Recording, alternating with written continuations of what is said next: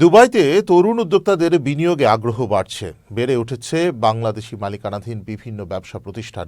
এরই ধারাবাহিকতায় দেরা দুবাইয়ের নাইফে বিজনেস ভিলেজে বাংলাদেশি তরুণ ব্যবসায়ীর তত্ত্বাবধানে Suman Sikandar group of company যাত্রা শুরু করেছে।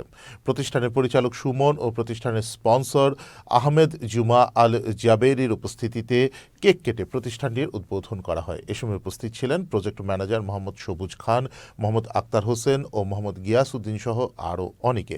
বাংলাদেশি প্রবাসীদের জন্য কাজের সুযোগ করে দেওয়ার আশ্বাস প্রতিষ্ঠানটির। ইউএতে আমি আজকে প্রায় 17 বছর ধরে আছি। এখানে আমি আমার একটা প্রতিষ্ঠান কোম্পানি আমি আজকে 3 বছর ধরে চালাইতেছি।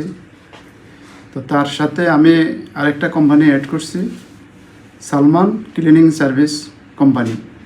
আমি আশা রাখি ইনশাল্লাহ আমাদের বাংলাদেশি যত ভাই বেরাদার আছে, যাদের সমস্যা বিষয় সংক্রান্ত, ইনশাল্লাহ আমার কোম্পানিতে আমি তাদেরকে নিয়োগ করতে পারবো ইনশাল্লাহ। দীর্ঘদিন ক্লান্ত পরিশ্রমের কারণে আজকে এই প্রতিষ্ঠান,